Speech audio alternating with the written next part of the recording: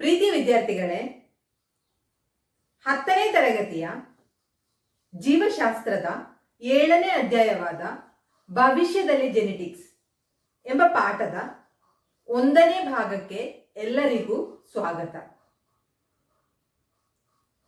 ನೀವು ಆ ಭವಿಷ್ಯದಲ್ಲಿ ಜೆನೆಟಿಕ್ಸ್ ಎಂಬ ಪಾಠದ ಆ 1ನೇ ಪೇಜ್ ಅನ್ನೊಮ್ಮೆ ಗಮನಿಸಿ. ಅಲ್ಲಿ ಹೆಲ್ತ್ ಕ್ಲಬ್ ಆಯೋಜಿಸಿದಂತಹ ಒಂದು ಸೆಮಿನಾರ್ನಲ್ಲಿ ಡಾಕ್ಟರ್ ಹೇಳಿದಂತಹ ವಿಷಯಗಳೇನು? ಇಂದು ಮಧುಮೇಹ ರೋಗದ ಚಿಕಿತ್ಸೆಗೆ ಉಪಯೋಗಿಸಲಾಗುವ ಇನ್ಸುಲಿನ್ ಅನ್ನು ತಯಾರಿಸುವುದು ಬ್ಯಾಕ್ಟೀರಿಯಾದಿಂದ ಎಂದು ಡಾಕ್ಟರ್ ಅಲ್ಲಿ ಹೇಳಿದ್ದಾರೆ.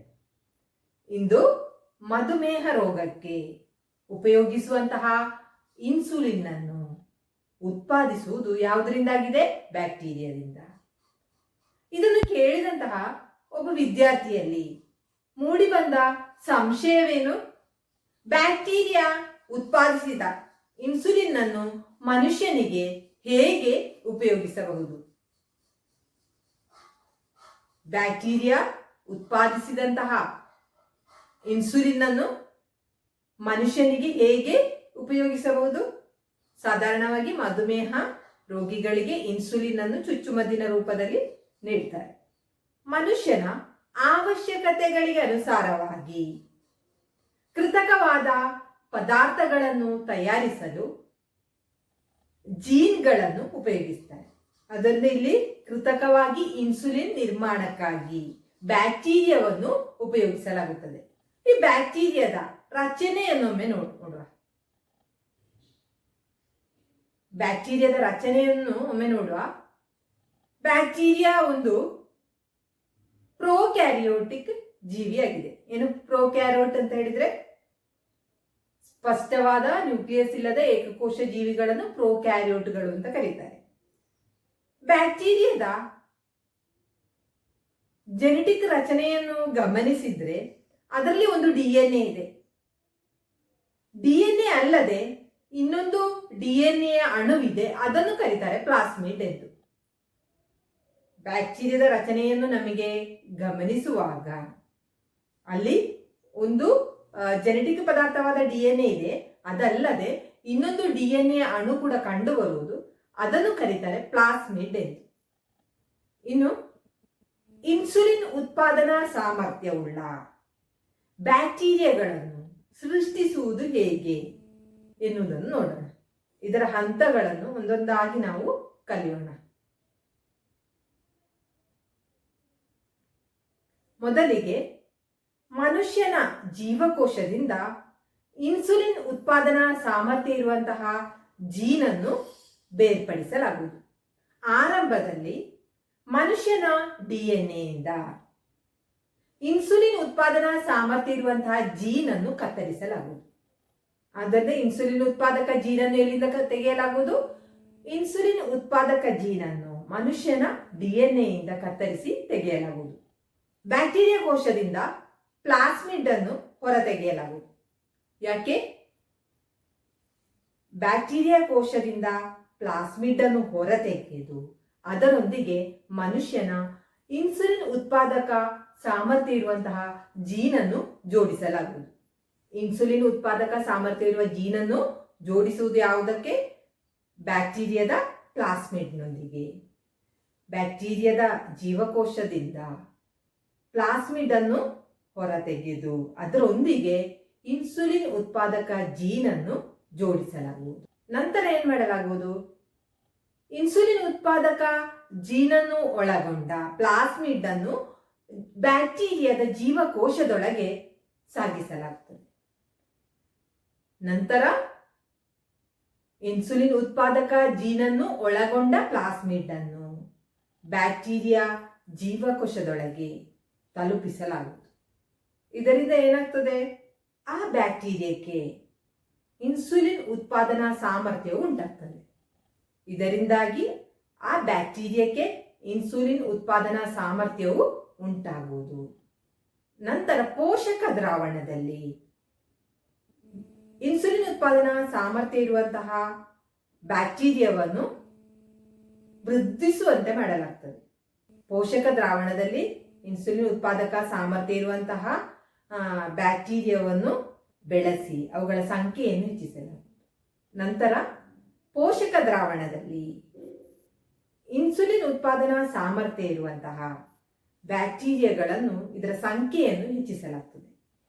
ಪೋಷಕ ದ್ರಾವಣದಲ್ಲಿ ವೃದ್ಧಿಸಿದ ಬ್ಯಾಕ್ಟೀರಿಯಾಗಳು ಕಾರ್ಯಾಚರಿಸಲು ಸಾಧ್ಯವಿಲ್ಲದ ಇನ್ಸುಲಿನ್ ಅನ್ನು ಉತ್ಪಾದಿಸುವುದು. ಪೋಷಕ ದ್ರಾವಣದಲ್ಲಿ ವೃದ್ಧಿಸಿದ ಬ್ಯಾಕ್ಟೀರಿಯಾಗಳು ಕಾರ್ಯಾಚರಿಸಲು ಸಾಧ್ಯವಿಲ್ಲದ ಇನ್ಸುಲಿನ್ ಅನ್ನು ಉತ್ಪಾದಿಸುವುದು. ಇದರಿಂದ ಕಾರ್ಯಾಚರಿಸಲು ಸಾಧ್ಯ ಇರುವಂತಹ ಇನ್ಸುಲಿನ್ ಅನ್ನು ತಯಾರಿಸಲಾಗುತ್ತದೆ. ನಂತರ ಇದರಿಂದ ಕಾರ್ಯಾಚರಿಸಲು ಸಿದ್ಧವಾದ ಇನ್ಸುಲಿನ್ ಅನ್ನು ತಯಾರಿಸಲಾಗುವುದು. ಇನ್ಸುಲಿನ್ ಉತ್ಪಾದನಾ ಸಾಮರ್ಥ್ಯವಿರುವಂತಹ ಬ್ಯಾಕ್ಟೀರಿಯಾಗಳನ್ನು ಸೃಷ್ಟಿಸುವುದು ಈ ವಿಧಾನದ ಮೂಲಕವಾಗಿದೆ. ಮೊದಲಿಗೆ ಆರಂಭದಲ್ಲಿ ಏನು ಮಾಡಲಾಗುವುದು? ಮನುಷ್ಯನ ಜೀವಕೋಶದ DNA ಇಂದ ಇನ್ಸುಲಿನ್ ಉತ್ಪಾದನಾ ಸಾಮರ್ಥ್ಯ ಇರುವಂತಹ ಜೀನ್ ಅನ್ನು ಕತ್ತರಿಸಿ ತೆಗೆಯಲಾಗುವುದು. ಅದೇ ರೀತಿಯಾಗಿ ಒಂದು ಬ್ಯಾಕ್ಟೀರಿಯಾದಿಂದ ಅದರೊಳಗಿರುವಂತಹ ಪ್ಲಾಸ್ಮಿಡ್ ಅನ್ನು ಹೊರ ತೆಗೆಯಲಾಗುವುದು. ನಂತರ ಇನ್ಸುಲಿನ್ ಉತ್ಪಾದಕ ಸಾಮರ್ಥ್ಯ ಇರುವಂತಹ ಜೀನ್ ಅನ್ನು ಪ್ಲಾಸ್ಮಿಡ್ನೊಂದಿಗೆ ಜೋಡಿಸಲಾಗುವುದು.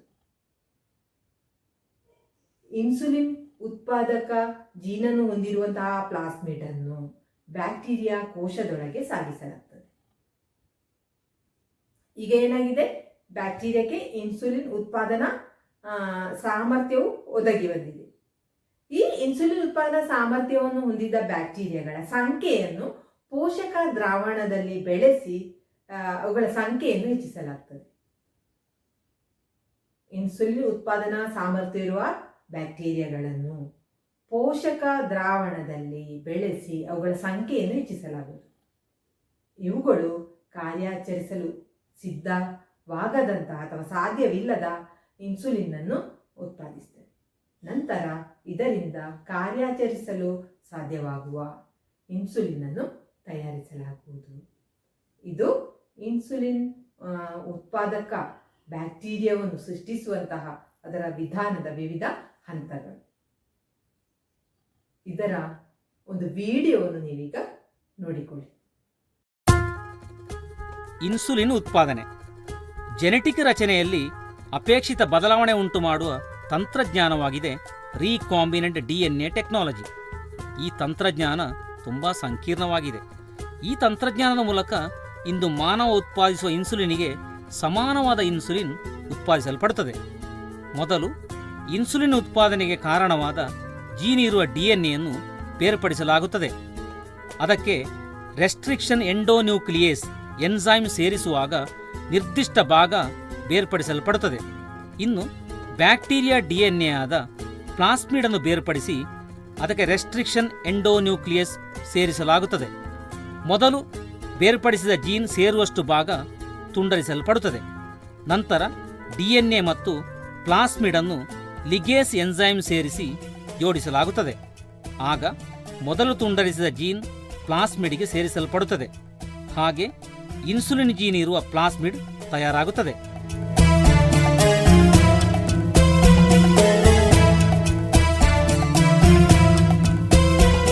ಈ ಪ್ಲಾಸ್ಮಿಡ್ನ ಅನೇಕ ಪ್ರತಿಗಳನ್ನು ಮಾಡಲಾಗುತ್ತದೆ. ಇವುಗಳನ್ನು ಬ್ಯಾಕ್ಟೀರಿಯಾಗಳೊಳಗೆ ಸೇರಿಸಲಾಗುತ್ತದೆ. ಈ ಬ್ಯಾಕ್ಟೀರಿಯಾಗಳು ಮಾನವನ ಇನ್ಸುಲಿನ್ ಉತ್ಪಾದಿಸಲು ಪ್ರಾರಂಭಿಸುತ್ತವೆ. ಮುಂದಿನದು ಜೆನೆಟಿಕ್ ಇಂಜಿನಿಯರಿಂಗ್. ಜೆನೆಟಿಕ್ ತಂತ್ರಜ್ಞಾನ ಜೀವಿಗಳ ಜೆನೆಟಿಕ್ ರಚನೆಯಲ್ಲಿ ಬದಲಾವಣೆಯನ್ನು ಉಂಟು ಮಾಡಿ ಅಪೇಕ್ಷಿತ ಗುಣಗಳುಳ್ಳ ಜೀವಿಗಳನ್ನು ಸೃಷ್ಟಿಸುವುದರಲ್ಲಿ ಇಂದು ವಿಜ್ಞಾನವು ಮುನ್ನಡೆಯನ್ನು ಸಾಧಿಸಿದೆ. ಜೀವಿಗಳ ಜೆನೆಟಿಕ್ ರಚನೆಯಲ್ಲಿ ಬದಲಾವಣೆಯನ್ನು ಉಂಟು ಮಾಡಿ ಅಪೇಕ್ಷಿತ ಗುಣಗಳುಳ್ಳ ಜೀವಿಗಳನ್ನು ಸೃಷ್ಟಿಸುವುದರಲ್ಲಿ ಇಂದು ವಿಜ್ಞಾನವು ಮುನ್ನಡೆಯನ್ನು ಸಾಧಿಸಿದೆ. ಸೂಕ್ಷ್ಮ ಜೀವಿಗಳನ್ನು ಮತ್ತು ಜೈವಿಕ ಪ್ರಕ್ರಿಯೆಗಳನ್ನು ಮನುಷ್ಯನ ವಿವಿಧ ಅವಶ್ಯಕತೆಗಳಿಗೆ ಉಪಯೋಗಿಸುವುದನ್ನು ಜೈವಿಕ ತಂತ್ರಜ್ಞಾನ ಎಂದು ಕರೆಯುತ್ತಾರೆ, ಅಥವಾ ಇಂಗ್ಲಿಷಲ್ಲಿ ಬಯೋಟೆಕ್ನಾಲಜಿ ಅಂತಾರೆ.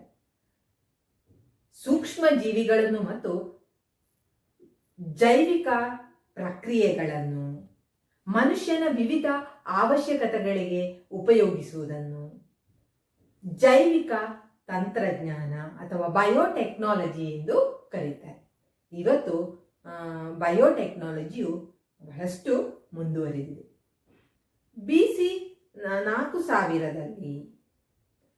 4000ರಲ್ಲಿ ಈಸ್ಟ್ನಂತಹ ಬೂಸುರುಗಳನ್ನು ಉಪಯೋಗಿಸಿಕೊಂಡು ಬ್ರೆಡ್, ವೈನ್ ಮುಂತಾದ ಆಹಾರ ವಸ್ತುಗಳನ್ನು ತಯಾರಿಸ್ತಾ ಇದ್ರು.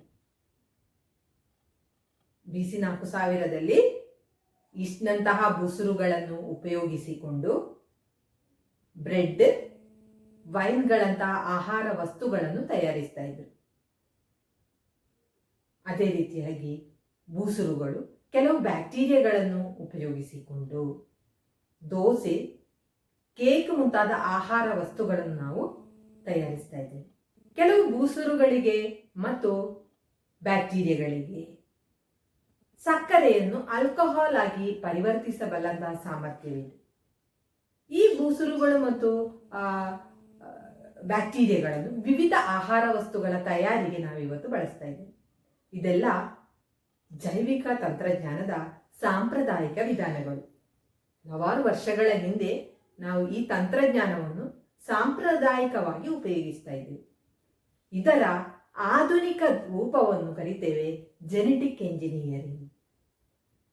ಜೀವಿಗಳ ಜೆನೆಟಿಕ್ ಪದಾರ್ಥದಲ್ಲಿ ಬದಲಾವಣೆಯನ್ನು ಉಂಟು ಮಾಡಿ ಇವತ್ತು ಮನುಷ್ಯನಿಗೆ ಅವಶ್ಯಕತೆ ಇರುವಂತಹ ಪದಾರ್ಥಗಳನ್ನು ನಿರ್ಮಿಸಲು ಸಾಧ್ಯ ಇದೆ. ಜೀವಿಗಳ ಜೆನೆಟಿಕ್ ರಚನೆಯಲ್ಲಿ ಬದಲಾವಣೆಯನ್ನು ಉಂಟು ಮಾಡಿ ಇವತ್ತು ಮನುಷ್ಯನಿಗೆ ಅವಶ್ಯಕತೆ ಇರುವಂತಹ ಪದಾರ್ಥಗಳನ್ನು ತಯಾರಿಸಲು ಸಾಧ್ಯ ಇದೆ. ಜೆನೆಟಿಕ್ ರಚನೆಯಲ್ಲಿ ಅಪೇಕ್ಷಣೀಯವಾದ ಬದಲಾವಣೆಯನ್ನು ಉಂಟು ಮಾಡಿ ಜೀವಿಗಳ ಗುಣಲಕ್ಷಣಗಳನ್ನು ನಿಯಂತ್ರಿಸುವ ಆಧುನಿಕ ತಂತ್ರಜ್ಞಾನವನ್ನು ಜೆನೆಟಿಕ್ ಎಂಜಿನಿಯರಿಂಗ್ ಎಂದು ಕರೆಯುತ್ತಾರೆ. ಜೀವಿಗಳ ಜೆನೆಟಿಕ್ ರಚನೆಯಲ್ಲಿ ಅಪೇಕ್ಷಿತವಾದ ರೀತಿಯಲ್ಲಿ ಬದಲಾವಣೆಯನ್ನು ಉಂಟು ಮಾಡಿ ಜೀವಿಗಳ ಗುಣಲಕ್ಷಣವನ್ನು ನಿಯಂತ್ರಿಸುವಂತಹ ತಂತ್ರಜ್ಞಾನವನ್ನು ಜೆನೆಟಿಕ್ ಎಂಜಿನಿಯರಿಂಗ್ ಎಂದು ಕರೀತಾರೆ. ಜೀವಿಗಳ ಜೆನೆಟಿಕ್ ರಚನೆಯಲ್ಲಿ ಅಪೇಕ್ಷಣೀಯವಾದ ರೀತಿ ಅಂದರೆ ನಮಗೆ ಬೇಕಾದಂಥ ರೀತಿಯಲ್ಲಿ ಬದಲಾವಣೆಯನ್ನುಂಟು ಮಾಡಿ ಅವುಗಳ ಗುಣಲಕ್ಷಣಗಳನ್ನು ನಿಯಂತ್ರಿಸುವಂತಹ ತಂತ್ರಜ್ಞಾನವನ್ನು ಜೆನೆಟಿಕ್ ಎಂಜಿನಿಯರಿಂಗ್ ಎಂದು ಕರೀತಾರೆ. ಜೀನ್ಗಳನ್ನು ಕತ್ತರಿಸಲು ಸಾಧ್ಯ ಮತ್ತು ಅವುಗಳನ್ನು ಒಂದುಗೂಡಿಸಲು ಸಾಧ್ಯ ಎನ್ನುವುದು ಜೆನೆಟಿಕ್ ಎಂಜಿನಿಯರಿಂಗಿನ ಮೂಲ ತತ್ವ. ಜೀನ್ಗಳನ್ನು ಹೇಗೆ ಕತ್ತರಿಸಲು ಸಾಧ್ಯವಿದೆಯೋ ಅದೇ ರೀತಿಯಲ್ಲಿ ಜೀನ್ಗಳನ್ನು ಒಂದುಗೂಡಿಸಲು ಕೂಡ ಸಾಧ್ಯ ಎನ್ನುವುದು ಜೆನೆಟಿಕ್ ಎಂಜಿನಿಯರಿಂಗಿನ ಮೂಲ ತತ್ವವಾಗಿದೆ. ಅತಿ ಸೂಕ್ಷ್ಮವಾದ ಜೀನ್ಗಳನ್ನು ಕತ್ತರಿಸಲು ಮತ್ತು ಒಟ್ಟು ಸೇರಿಸುವುದು ಹೇಗೆ? ಒಂದು ಜೀವಕೋಶವನ್ನು ಕೂಡ ನಾವು ನೋಡಬೇಕಿದ್ರೆ ಮೈಕ್ರೋಸ್ಕೋಪ್ ಅನ್ನು ಉಪಯೋಗಿಸ್ತೇವೆ. ಅದರಿಂದ ಒಂದು DNA ಅದರಲ್ಲಿ ಕೂಡ ಜೀನ್ಗಳ ರಚನೆ ಅದೆಷ್ಟು ಸೂಕ್ಷ್ಮವಾಗಿರುವುದು, ಅದನ್ನು ಕತ್ತರಿಸಲು ಅದೇ ರೀತಿಯಲ್ಲಿ ಒಂದುಗೂಡಿಸುವುದು ಹೇಗೆ?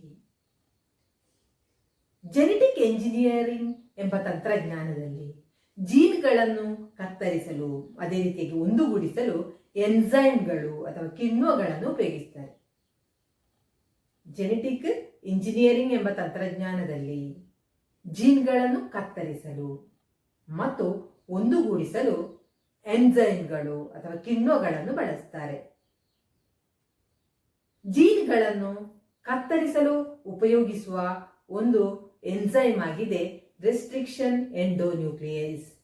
ರೆಸ್ಟ್ರಿಕ್ಷನ್ ಎಂಡೋನ್ಯೂಕ್ಲಿಯಸ್ ಎಂಬುದು ಜೀನ್ಗಳನ್ನು ಕತ್ತರಿಸಲು ಉಪಯೋಗಿಸುವ ಒಂದು ಎನ್ಸೈಮ್. ಇದನ್ನು ಜೆನೆಟಿಕ್ ಕತ್ತರಿ ಎಂದು ಕರೆಯುತ್ತಾರೆ. ಜೀನ್ಗಳನ್ನು ಕತ್ತರಿಸಲು ಉಪಯೋಗಿಸುವ ರೆಸ್ಟ್ರಿಕ್ಷನ್ ಎಂಡೋನ್ಯೂಕ್ಲಿಯಸ್ ಎಂಬ ಎನ್ಸೈಮ್ ಅನ್ನು ಜೆನೆಟಿಕ್ ಕತ್ತರಿ ಅಂತ ಹೇಳಿ ಕರೀತಾರೆ. ಅದೇ ರೀತಿ ಕತ್ತರಿಸಿದ ಜೀನ್ಗಳನ್ನು ಒಂದುಗೂಡಿಸಲು ಉಪಯೋಗಿಸುವ ಎನ್ಸೈಮ್ ಆಗಿದೆ ಲಿಗೇಸ್. ಕತ್ತರಿಸಿದ ಜೀನ್ಗಳನ್ನು ಒಂದುಗೂಡಿಸಲು ಉಪಯೋಗಿಸುವಂತಹ ಎನ್ಸೈಮ್ ಅಥವಾ ಕಿಣ್ವ ಆಗಿದೆ ಲಿಗೇಸ್. ಲಿಗೇಸ್ ಅನ್ನು ಜೆನೆಟಿಕ್ ಅಂಟು ಅಂತ ಹೇಳಿ ಕರೀತಾರೆ.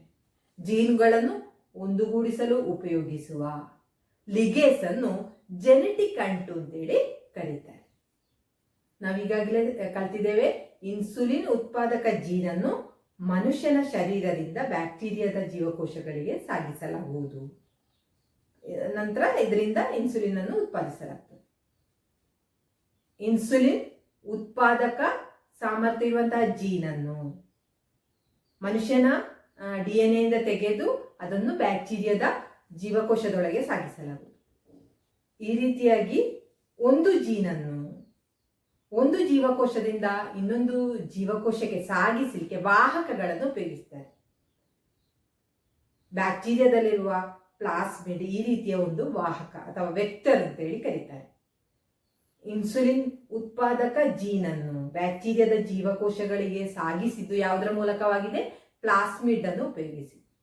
ಆದ್ದರಿಂದ ಜೆನೆಟಿಕ್ ಇಂಜಿನಿಯರಿಂಗ್ ಅಲ್ಲಿ ಪ್ರಧಾನವಾಗಿ ಉಪಯೋಗಿಸುವ ಒಂದು ವಾಹಕವಾಗಿದೆ ಪ್ಲಾಸ್ಮಿಡ್, ಅಥವಾ ಇದನ್ನು ವೆಕ್ಟರ್ ಅಂತ ಹೇಳಿ ಕೂಡ ಕರೀತಾರೆ. ಹೀಗೆ ಜೀನ್ಗಳು ವಾಹಕಗಳ ಮೂಲಕ ಜೀವಕೋಶದ ಒಳಭಾಗಕ್ಕೆ ಸಾಗಿಸಿದಾಗ ಅವುಗಳು ಉದ್ದೇಶಿತ ಆ ಜೀವಕೋಶಗಳ ಜೆನೆಟಿಕ್ ರಚನೆಯ ಭಾಗ ಆಗ್ತದೆ. ಜೆನೆಟಿಕ್ ಎಂಜಿನಿಯರಿಂಗಿನ ಸಾಧ್ಯತೆಗಳು ಅಥವಾ ಪ್ರಯೋಜನಗಳು. ಜೆನೆಟಿಕ್ ಎಂಜಿನಿಯರಿಂಗ್ ಅನ್ನು ಇಂದು ಜೀವನದ ವಿವಿಧ ಕ್ಷೇತ್ರದಲ್ಲಿ ಉಪಯೋಗಿಸ್ತಾ ಇದ್ದೇವೆ. ನಮ್ಮ ನಿತ್ಯ ಜೀವನದ ವಿವಿಧ ಕ್ಷೇತ್ರಗಳಲ್ಲಿ ಜೆನೆಟಿಕ್ ಇಂಜಿನಿಯರಿಂಗ್ ಅನ್ನು ಉಪಯೋಗಿಸ್ತಾ ಇದ್ದೇವೆ. ನಿಮ್ಮ ಟೆಕ್ಸ್ಟ್ ಬುಕ್ಕಿನಲ್ಲಿರುವ ಆ ಚಿತ್ರೀಕರಣವನ್ನು ನೋಡಿ ಯಾವೆಲ್ಲ ರಂಗಗಳಲ್ಲಿ ಜೆನೆಟಿಕ್ ಇಂಜಿನಿಯರಿಂಗ್ ಅನ್ನು ಉಪಯೋಗಿಸ್ತಾ ಇದ್ದಾರೆ. ಒಂದನೇದು ಜೀನ್ ಥೆರಪಿ, ಎರಡನೇದು ಜೆನೆಟಿಕ್ ಬದಲಾವಣೆಯನ್ನು ಉಂಟು ಮಾಡಿದ ಸಸ್ಯಗಳು ಮತ್ತು ಪ್ರಾಣಿಗಳು, ಜೆನೆಟಿಕ್ ಬದಲಾವಣೆಯನ್ನು ಉಂಟು ಮಾಡಿದ ಸಸ್ಯಗಳು ಮತ್ತು ಪ್ರಾಣಿಗಳು, ಮೂರನೇದು ಫಾರೆನ್ಸಿಕ್ ಪರೀಕ್ಷೆ. ಅದಲ್ಲದೆ ಔಷಧಗಳ ನಿರ್ಮಾಣದಲ್ಲಿ ಉಪಯೋಗಿಸ್ತಾರೆ, ಪರಿಸರ ಸಂರಕ್ಷಣೆಗೂ ಕೂಡ ಉಪಯೋಗಿಸ್ತಾರೆ. ಔಷಧಗಳ ತಯಾರಿ, ಪರಿಸರ ಸಂರಕ್ಷಣೆಗೆ ಮುಂತಾದಕ್ಕೆಲ್ಲ ಜೆನೆಟಿಕ್ ಇಂಜಿನಿಯರಿಂಗ್ ಅನ್ನು ಬಳಸ್ತಾ ಇದ್ದಾರೆ. ರೋಗ ನಿರೋಧಕ ಸಾಮರ್ಥ್ಯ ಮತ್ತು ಅತ್ಯಂತ ಹೆಚ್ಚು ಉತ್ಪಾದನಾ ಸಾಮರ್ಥ್ಯ ಇರುವಂತಹ ಸಸ್ಯಗಳು ಮತ್ತು ಪ್ರಾಣಿಗಳನ್ನು ಕೃತಕವಾಗಿ ಸೃಷ್ಟಿಸಲು ಕೂಡ ಜೆನೆಟಿಕ್ ಇಂಜಿನಿಯರಿಂಗ್ ಅನ್ನು ಬಳಸ್ತಾ ಇದ್ದಾರೆ. ಇದೆಲ್ಲ ಜೆನೆಟಿಕ್ ಎಂಜಿನಿಯರಿಂಗಿನ ಪ್ರಯೋಜನಗಳು ಅಥವಾ ಜೆನೆಟಿಕ್ ಎಂಜಿನಿಯರಿಂಗ್ ಇಂದಿರುವಂತಹ ಉಪಯೋಗಗಳಾಗಿವೆ. ಜೆನೆಟಿಕ್ ಎಂಜಿನಿಯರಿಂಗಿನ ಉಪಯೋಗಗಳಲ್ಲಿ ಬಹಳ ಪ್ರಧಾನವಾದದ್ದು ಜೀನ್ ಥೆರಪಿ. ಜೆನೆಟಿಕ್ ಎಂಜಿನಿಯರಿಂಗಿನ ಪ್ರಯೋಜನಗಳಲ್ಲಿ ಬಹಳ ಪ್ರಧಾನವಾದದ್ದು ಜೀನ್ ಥೆರಪಿ. ಜೆನೆಟಿಕ್ ರೋಗಗಳನ್ನು ಹತೋಟಿಯಲ್ಲಿಡಲು ಜೆನೆಟಿಕ್ ಎಂಜಿನಿಯರಿಂಗಿನ ಪ್ರಗತಿಯಿಂದ ಸಾಧ್ಯ ಆಯಿತು. ಜೀನ್ ಥೆರಪಿಯಲ್ಲಿ ಏನು ಮಾಡಲಾಗ್ತದೆ? ರೋಗಕಾರಕ ಜೀನನ್ನು ಕತ್ತರಿಸಿ ತೆಗೆದು ಅದರ ಬದಲು ಅಲ್ಲಿ ಕ್ರಿಯಾಶೀಲ ಜೀನನ್ನು ಅಳವಡಿಸಲಾಗುವುದು. ಈ ಪ್ರಕ್ರಿಯೆಯನ್ನು ಜೀನ್ ಥೆರಪಿ ಅಂತೇಳಿ ಕರೀತಾರೆ. ಜೀನ್ ಥೆರಪಿ ಎಂದರೇನು? ರೋಗಕಾರಕ ಜೀನನ್ನು ಕತ್ತರಿಸಿ ತೆಗೆದು ಬದಲಾಗಿ ಕ್ರಿಯಾಶೀಲ ಜೀನನ್ನು ಅಳವಡಿಸುವಂತಹ ಆ ವಿಧಾನವನ್ನು ಜೀನ್ ಥೆರಪಿ ಅಂತ ಹೇಳ್ತಾರೆ. ಜೆನೆಟಿಕ್ ರೋಗಗಳಾದ ಸಿಕಲ್ ಸೆಲ್ ಎನಿಮಿಯಾ, ಹಿಮೋಫಿಲಿಯಾ ಮುಂತಾದ ರೋಗಗಳನ್ನು ನಿಯಂತ್ರಿಸುವುದರಲ್ಲಿ ಇದು ಬಹಳಷ್ಟು ಭರವಸೆಯನ್ನು ನಮಗೆ ನೀಡ್ತಾ ಇದೆ. ನಿಮ್ಮ ಟೆಕ್ಸ್ಟ್ ಬುಕ್ಕಿನ 117 ಪೇಜ್ ನಂಬರ್ ಒಮ್ಮೆ ನೋಡಿ, ಅಲ್ಲಿ ತಾರಾಳ ಸಂಶಯವನ್ನು ಕೊಟ್ಟಿದ್ದಾರೆ. ಅತಿ ಸೂಕ್ಷ್ಮವಾದ 1000 ಗಟ್ಟಲೆ ಜೀನ್ಗಳಿಂದ ರೋಗಕಾರಕ ಜೀನ್ಗಳನ್ನು ಕಂಡುಹಿಡಿಯುವುದು ಹೇಗೆ? ಹೇಗೆ ಕಂಡುಹಿಡಿಯುವುದು? 1000 ಗಟ್ಟಲೆ ಜೀನ್ಗಳು ಮನುಷ್ಯನ ಕ್ರೋಮೋಸೋಮ್ಗಳಲ್ಲಿ ಕಂಡುಬರುತ್ತವೆ. ಇವುಗಳಿಂದ ರೋಗಕಾರಕ ಜೀನ್ಗಳನ್ನು ಪ್ರತ್ಯೇಕಿಸಿ ತಿಳಿಯುವುದು ಹೇಗೆ? ಈ ರೀತಿಯಾಗಿ ರೋಗಕಾರಕ ಜೀನನ್ನು ಪ್ರತ್ಯೇಕಿಸಿ ತಿಳಿಯಲು ಕಾರಣವಾದಂತಹ ಬಹಳ ಮಹತ್ತರವಾದ ಒಂದು ಸಂಶೋಧನೆಯಾಗಿದೆ ಹ್ಯೂಮನ್ ಜೀನೋಮ್ ಪ್ರಾಜೆಕ್ಟ್. ರೋಗಕಾರಕ ಜೀನ್ಗಳನ್ನು ಪ್ರತ್ಯೇಕಿಸಿ ತಿಳಿದು ಜೆನೆಟಿಕ್ ರೋಗಗಳನ್ನು ಹತೋಟಿಯಲ್ಲಿಡಲು ನಮಗೆ ಭರವಸೆಯನ್ನು ನೀಡಿದಂತಹ ಒಂದು ಬಹಳ ಮಹತ್ತರವಾದ ಸಂಶೋಧನೆಯಾಗಿದೆ ಹ್ಯೂಮನ್ ಜೀನೋಮ್ ಪ್ರಾಜೆಕ್ಟ್. ವಿಜ್ಞಾನವು ತುಂಬ ಪ್ರಗತಿಯನ್ನು ಸಾಧಿಸಿದ್ರೂ ಕೂಡ ಜೆನೆಟಿಕ್ ರೋಗಗಳನ್ನು ಹತೋಟಿಯಲ್ಲಿಡಲು ನಮಗೆ ಸಾಧ್ಯ ಆಗಿದೆ. ನಮಗೆ ಜೆನೆಟಿಕ್ ರೋಗಗಳನ್ನು ಹತೋಟಿಯಲ್ಲಿಡಲು ಸಾಧ್ಯ ಆಗದೇ ಇರಲಿಕ್ಕೆ ಕಾರಣ ಏನು? ಪ್ರತಿಯೊಂದು ಗುಣಲಕ್ಷಣಕ್ಕೆ ಕಾರಣವಾದ ಜೀನ್ಗಳು ಮತ್ತು ಅವುಗಳ ನಿಖರವಾದ ಸ್ಥಾನವನ್ನು ಕಂಡುಹಿಡಿಯಲು ಸಾಧ್ಯವಾಗದೇ ಇರುವುದು ಇದಕ್ಕಿರುವ ಪ್ರಧಾನವಾದ ಕಾರಣ. ಪ್ರತಿಯೊಂದು ಗುಣಲಕ್ಷಣಗಳಿಗೆ ಕಾರಣವಾದ ಜೀನ್ಗಳು ಮತ್ತು ಅವುಗಳ ನಿಖರವಾದ ಸ್ಥಾನವನ್ನು ಕಂಡುಹಿಡಿಯಲು ಸಾಧ್ಯವಾಗದೇ ಇರುವುದು ಇದಕ್ಕಿರುವಂತಹ ಒಂದು ಪ್ರಧಾನ ಕಾರಣವಾಗಿದೆ. ಈ ಇತಿಮಿತಿಯನ್ನು ಪರಿಹರಿಸುವ ಅಥವಾ ಲಿಮಿಟೇಷನ್ಸ್ ಅನ್ನು ಪರಿಹರಿಸುವಂತಹ ಒಂದು ಹಿನ್ನೆಲೆಯಲ್ಲಿ ಹ್ಯೂಮನ್ ಜೀನೋಮ್ ಪ್ರಾಜೆಕ್ಟ್ ಅನ್ನು 1990ರಲ್ಲಿ ಪ್ರಾರಂಭಿಸಲಾಯಿತು. ಪ್ರಪಂಚದ ವಿವಿಧ ಭಾಗಗಳಲ್ಲಿರುವ ಸಂಶೋಧನಾಲಯಗಳಲ್ಲಿ ಹ್ಯೂಮನ್ ಜೀನೋಮ್ ಪ್ರಾಜೆಕ್ಟಿನ ಕುರಿತು ಸಂಶೋಧನೆಯು ನಡೆಯಿತು. 2003ರವರೆಗೆ ನಡೆದ ಸಂಶೋಧನೆಗಳ ಫಲವಾಗಿ ಮನುಷ್ಯನ ಕ್ರೋಮೋಸೋಮಿನ DNA ಜೀನ್ಗಳ ಸ್ಥಾನವನ್ನು ನಿಖರವಾಗಿ ಕಂಡುಹಿಡಿಯಲು ಸಾಧ್ಯ ಆಯಿತು. 2003ರವರೆಗೆ ನಡೆದಂತಹ ಸಂಶೋಧನೆಗಳ ಫಲವಾಗಿ ಮಾನವ ಜೀನೋಮ್ನ ರಹಸ್ಯಗಳನ್ನು ಕಂಡುಹಿಡಿಯಲು ಸಾಧ್ಯ ಆಯಿತು. ನಿರ್ದಿಷ್ಟ ಗುಣಲಕ್ಷಣಕ್ಕೆ ಕಾರಣವಾದ ಜೀನ್ನ ನಿಖರವಾದ ಸ್ಥಾನವನ್ನು ಕಂಡುಹಿಡಿಯುವಂತಹ ತಂತ್ರಜ್ಞಾನವನ್ನು ಕರೀತಾರೆ ಜೀನ್ ಮ್ಯಾಪಿಂಗ್ ಅಂತ ಹೇಳಿ ಕರೀತಾರೆ. ಒಂದು ನಿರ್ದಿಷ್ಟ ಗುಣಲಕ್ಷಣಕ್ಕೆ ಕಾರಣವಾದ ಜೀನ್ನ ಸ್ಥಾನವನ್ನು ನಿಖರವಾಗಿ ಕಂಡುಹಿಡಿಯುವಂತಹ ತಂತ್ರಜ್ಞಾನವನ್ನು ಜೀನ್ ಮ್ಯಾಪಿಂಗ್ ಅಂತೇಳಿ ಕರೀತಾರೆ. ಒಂದು ಜೀವಿಯಲ್ಲಿ ಅಡಕವಾಗಿರುವ ಎಲ್ಲ ಜೆನೆಟಿಕ್ ಪದಾರ್ಥಗಳನ್ನು ಒಟ್ಟಾಗಿ ಜೀನೋಮ್ ಅಂತೇಳಿ ಕರೀತಾರೆ. ಒಂದು ಜೀವಿಯಲ್ಲಿ ಅಡಕವಾಗಿರುವ ಎಲ್ಲ ಜೆನೆಟಿಕ್ ಪದಾರ್ಥಗಳನ್ನು ಒಟ್ಟಾಗಿ ಜೀನೋಮ್ ಎಂದು ಕರೀತಾರೆ. ಮಾನವನ DNA ಪ್ರೋಟೀನ್ ತಯಾರಿಗೆ ಸಹಾಯ ಮಾಡುವ ಜೀನ್ಗಳನ್ನು ಹೊರತುಪಡಿಸಿದ್ರೆ ಉಳಿದ ಜೀನ್ಗಳೆಲ್ಲವೂ ನಿಷ್ಕ್ರಿಯವಾದವುಗಳು ಅಂತ ಹೇಳಿದ್ರೆ ಯಾವುದೇ ಕೆಲಸವಿಲ್ಲದ ಜೀನ್ಗಳು. ಇವುಗಳನ್ನು ಕರೀತಾರೆ ಜಂಕ್ ಜೀನ್ಗಳು. ಮಾನವನ ಶರೀರದಲ್ಲಿರುವಂತಹ ನಿಷ್ಕ್ರಿಯವಾದ ಜೀನ್ಗಳನ್ನು ಜಂಕ್ ಜೀನ್ಗಳು ಅಂತೇಳಿ ಕರೀತಾರೆ. ಮಾನವ ಜೀನೋಮ್ ಪ್ರಾಜೆಕ್ಟಿನ ಆ ಲೋಗವನ್ನೊಮ್ಮೆ ನೋಡಿ, ಅದರ ಚಿತ್ರ ನಿಮ್ಮ ಟೆಕ್ಸ್ಟ್ ಬುಕ್ಕಿನಲ್ಲಿ ಕೊಟ್ಟಿದ್ದಾರೆ. ಮಾನವ ಜೀನೋಮ್ ಪ್ರಾಜೆಕ್ಟ್ನ ಪ್ರಾಧಾನ್ಯವೇನು? ಪ್ರತಿಯೊಂದು ಗುಣಲಕ್ಷಣಗಳಿಗೆ ಕಾರಣವಾದ ಜೀನ್ನ ಸ್ಥಾನ ಎಲ್ಲಿ ಅಂತೇಳಿ ಕಂಡುಹಿಡಿಯಲಿಕ್ಕೆ ಸಾಧ್ಯ ಇತ್ತು. ಇದರ ಒಂದು ವಿಡಿಯೋವನ್ನು ನೀವೀಗ ನೋಡಿಕೊಳ್ಳಿ. ಮಾನವ ಜೀನೋಮ್ ಪ್ರಾಜೆಕ್ಟ್ ಮನುಷ್ಯನಲ್ಲಿರುವ ಎಲ್ಲ DNAಯಲ್ಲಿರುವ ನಿರ್ದೇಶಗಳನ್ನು ಸಾಮಾನ್ಯವಾಗಿ ಜೀನೋಮ್ ಎಂದು ಕರೆಯುತ್ತಾರೆ. ಮನುಷ್ಯನಲ್ಲಿರುವ 23 ಕ್ರೋಮೋಸೋಮ್ಗಳಲ್ಲಿರುವ ನೈಟ್ರೋಜನ್ ಬೇಸ್ ಶ್ರೇಣಿ ಗುರುತಿಸುವುದು, ಈ ಶ್ರೇಣಿಯಲ್ಲಿರುವ ಜೀನುಗಳು ಯಾವುದೆಂದು ಕಂಡುಹಿಡಿಯುವುದು, ಜೀನುಗಳು ಯಾವ ಯಾವ ಕ್ರೋಮೋಸೋಮ್ಗಳಲ್ಲಿವೆ ಎಂದು ಕಂಡುಹಿಡಿಯುವುದು ಮುಂತಾದ ಉದ್ದೇಶಗಳಿಂದ 1990ರಲ್ಲಿ ಆರಂಭವಾದ ಬೃಹತ್ ಯೋಜನೆಯಾಗಿದೆ ಹ್ಯೂಮನ್ ಜೀನೋಮ್ ಪ್ರಾಜೆಕ್ಟ್. ಜಗತ್ತಿನ ವಿವಿಧ ರಾಷ್ಟ್ರಗಳ 1000ಕ್ಕಿಂತಲೂ ಅಧಿಕ ವಿಜ್ಞಾನಿಗಳು 13 ವರ್ಷ ಶ್ರಮವಹಿಸಿ ಪೂರ್ತಿ ಮಾಡಿದ ಕಾರ್ಯವಾಗಿದೆ human genome project.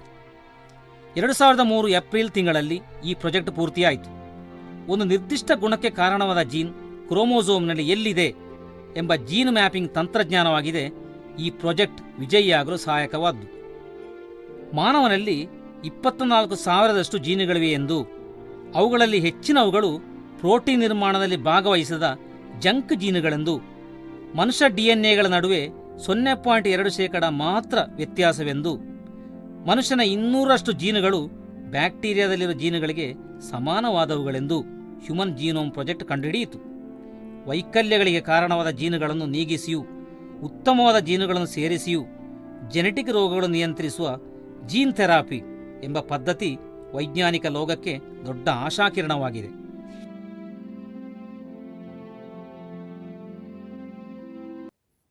Human genome ಪ್ರಾಜೆಕ್ಟಿನ ಕುರಿತು ಭಿತ್ತಿ ಪತ್ರಿಕೆಯನ್ನು ತಯಾರಿಸಲಿಕ್ಕೆ ಹೇಳಿದ್ದಾರೆ.